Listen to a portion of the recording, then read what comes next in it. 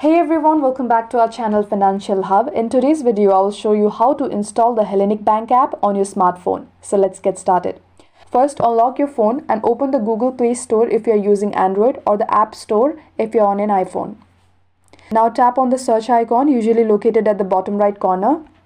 And now tap in the search bar at the top and type Hellenic Bank.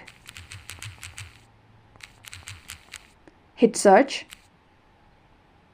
And here look for the official app with the blue and white logo and tap on it.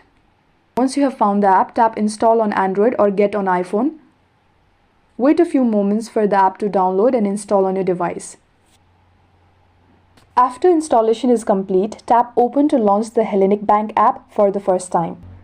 And yes, that's how you install Hellenic Bank app on your phone. If you found this video helpful, make sure to like, comment and subscribe for more tech tutorials. Thanks for watching and I'll see you in the next one.